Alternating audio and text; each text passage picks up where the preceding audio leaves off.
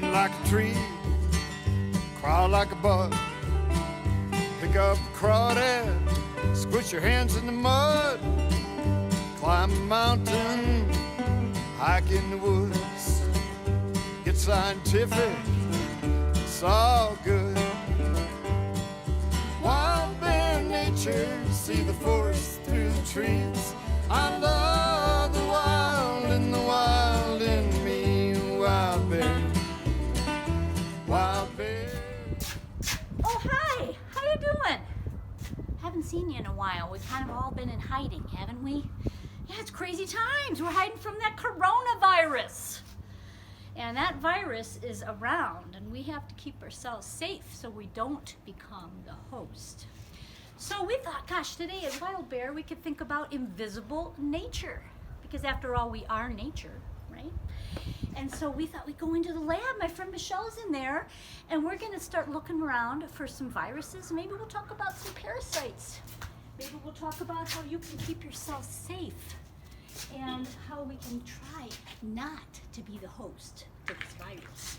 So come on in, let's play a little hide and seek. Come on into my lab. Michelle, are you here? Let's go find her, okay? Let's go find her. Come on in. Well, hey, Wild Bears. Welcome to the Wild Lab. It's Michelle, or Roots here, and I've been studying viruses and other microbes a lot lately, especially with what's happening in the world with the coronavirus going around and kind of spreading amongst us humans and making us a host. But what do some of those words mean? What really does it mean when I say something is a microbe?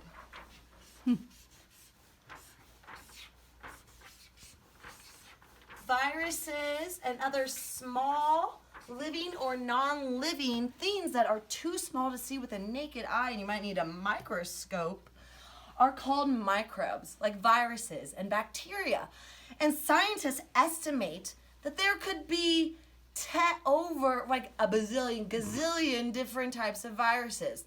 I saw an estimate in one of my reports yesterday that that's 10 with 30 zeros after it. Their closest estimate they've been able to make. But since they're so tiny, I have to use a microscope to check out what they look like and even know that they exist. We don't really know exactly how many there are. So a virus is what we've been all concerned about lately. A virus is really, though, just one type of parasite. Have you ever heard that word parasite before? Let's look at it here on the board. Parasite. So a parasite is like a virus. So the virus can't live unless it finds a host. And that's true with all parasites. And for the coronavirus, humans are its most likely host. And parasites, like the coronavirus, need a host to feed and to survive. So that's why we're all playing hide and go seek and staying still, is that way, if we stop moving, the virus can't find us. And it can't make us a host. A parasite will find a weak host, like someone who's not quite as healthy, maybe not washing their hands enough, those sorts of things, and can then start to make them sick. Other parasites do that too, where they find a weakened host, whether it's a plant or an animal, and can feed off of the host. They don't make their own food, parasites. They steal it from whoever their host might be. So here in my microscope that helps me see tiny things like viruses that I can't see with my naked eye, I can use a slide with a virus on it and start to investigate its structure and what it looks like. And scientists can learn a lot more and hopefully eventually be able to understand the coronavirus enough to be able to find a cure. So let's take a look here at what this structure looks like under our microscope. Oh, wow. This microscope is incredible. I couldn't even tell this existed until I used this incredible tool to be able to see the invisible with my naked eye. What observations can we make about the structure of this virus? I'm noticing its main color is, how would you guys describe that? Maybe a pinkish red, and then there's some white dots all over it in its different viral structure. This can help us scientists learn a lot about how microorganisms like viruses work and further our understanding. So cool. Whoa, Lee, that's interesting. I'm really not wanting to become a host to this virus, and I bet you're not either. It's quite incredible what all this invisible nature stuff does and what this microscope allows me to look at. But I really want to know, how can we hide from this virus and stay safe? I need to call Green Darner. She's exactly who would know what to do in this case. Let me go grab the phone. Mud, beautiful mud, makes me feel good. Should we play in the mud? Oh, I think we should. Oh, it's my friend Michelle. Oh, I'll put you on speaker, Michelle. Here we go. Hello. Hi, Michelle. How are you? Hey, Jill. I'm doing great. Great.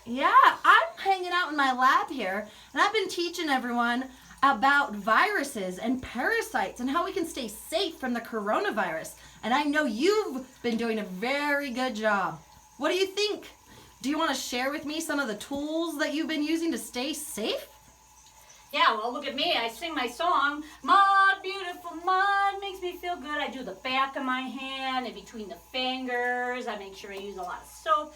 Because really, I'm just trying to rinse that virus right off of my hands. And I got my great song to sing. And then I will turn off the water with my elbow. And I've been doing a lot of hiding from this virus.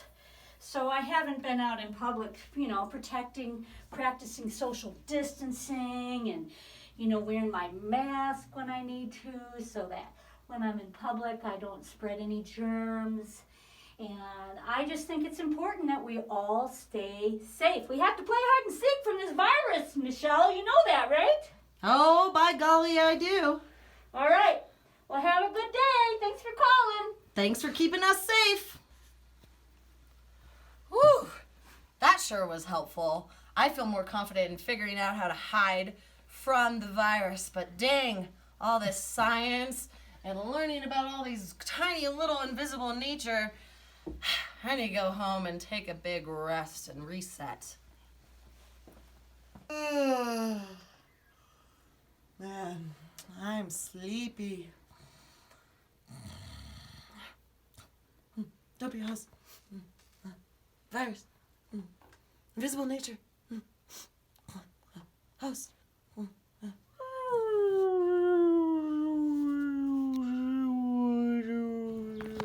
Why, hello, wild bears.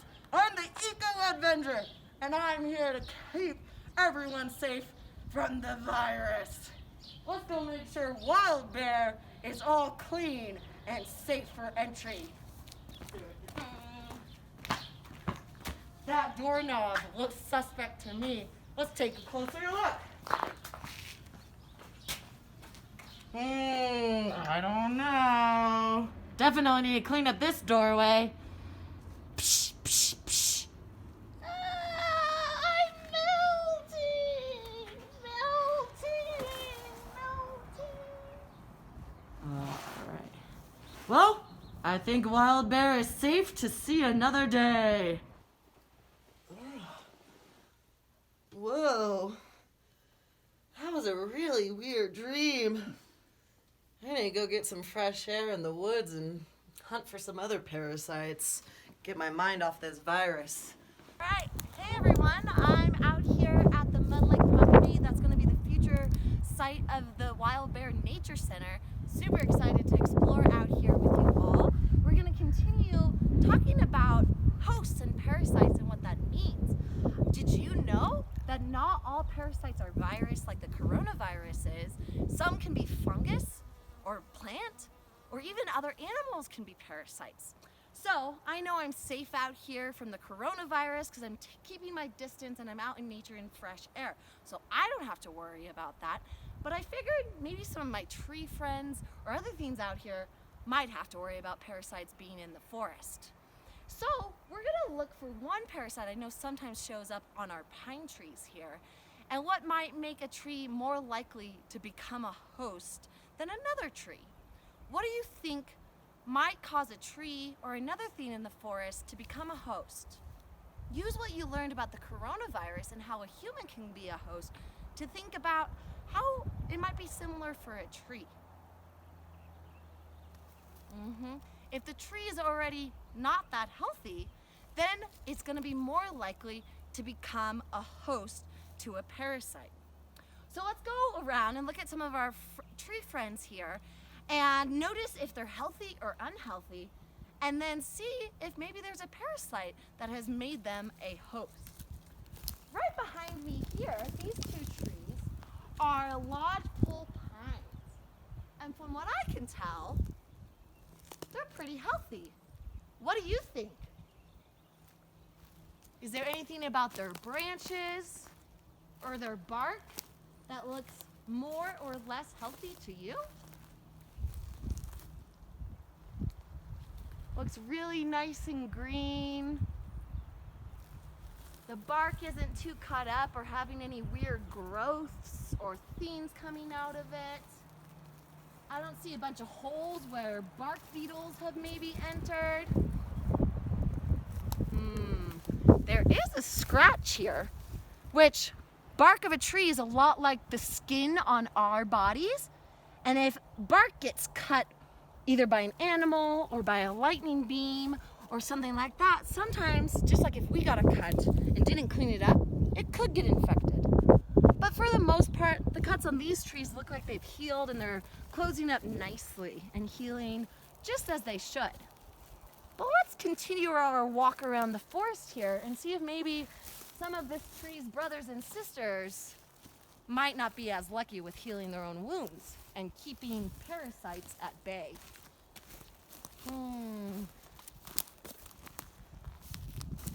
It's really quite beautiful day out here. I can't wait for all the wild bears to be back out here and exploring, enjoying the sunshine and fresh air. Ooh, all right. Over here, this bunch of lodgepoles doesn't seem as healthy as their neighbors that we just hung out with. They're a little more overcrowded.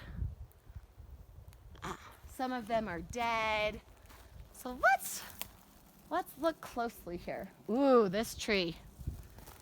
Do you notice how there's cuts right here? And even some of its pitch or sap is coming out, trying to heal, but it's not doing so hot. There's a lot of dead branches and even lower branches. Normally pine trees will try to drop most of their lower branches to protect them from fires climbing up. So let's see, I think we might be close to finding a parasite in these trees. I think I've spotted it on this younger lodgepole pine, even on this little baby tree. Right over here, you can see this growth. That doesn't look like it's needles or pines. That's in fact a parasite known as dwarf mistletoe. So this group of trees was already a little sick due to animals cutting it up, being overcrowded, maybe drought, lack of fire. And so what this dwarf mistletoe has done is found a good host, a host that was already sick. And what dwarf mistletoe does to our trees is gets into under the bark and the part of the tree or the cambium layer where water and food and sugars are moving up and down. And what it does is it taps into that area and basically suffocates the tree. It takes all the nutrients, so the nutrients don't travel to the branches or to the top of the tree. And eventually, the tree doesn't have enough nutrients going up and down because the dwarf mistletoe has stolen it all, because that's what parasites do. They steal nutrients and food from their hosts. Oh, hi. Hey, we had an idea, since you guys are now experts about how not to be a host. We thought you'd be the perfect group to actually get the word out. So we're going to have a contest here at Wild Bear. And we're going to have you make some posters to maybe put around in your community so that you can share your great knowledge. So I started mine. This is our Eco Avenger. What is he? He's our guy, okay? And so be a superhero. That's what we're looking for. We would like for everybody to be a superhero. And then we're going to say, don't be a host. Wash your hands.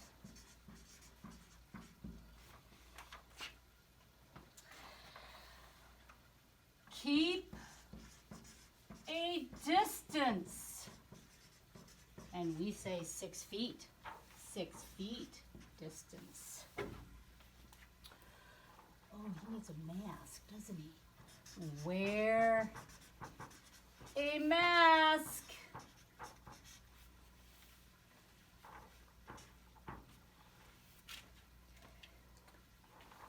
And of course, you want to prevent. You want to prevent from even being a host. Remember what Michelle said? When people are in a weakened state, they are more easily a host to the virus, the parasite that wants to stay alive by being in your body. So, how do we stay healthy? We get outside. Right? Drink lots of water. H2O. Drink lots of water. Eat healthy. Eat healthy. You probably have better markers than I do. So that you won't be a host. And, so this is a contest. We want to honor your work. So send a PDF to Michelle and show us your posters. And that's going to go to education at wildbear.org. And we might even print your poster and put it around our community. But what's really great is if you printed it yourself and got it out in the community. You don't need to print it. You can just draw some posters, get busy, make sure everybody knows the rules so that we don't become a host. Or you either. All right, stay healthy, everybody. Let's go. Put your hands in the mud, climb a mountain, hike in the woods, get scientific, it's all good. Wild bear nature, see the forest through the trees. I love the wild and the wild in me. Wild bear, wild bear, wild bear, wild bear. Learn about the birds and the dragonflies. Reach like a tree, way up to the sky. Tracks and scat, salamander too. The earth is good and good for you. Wild bear nature, see the forest through the trees.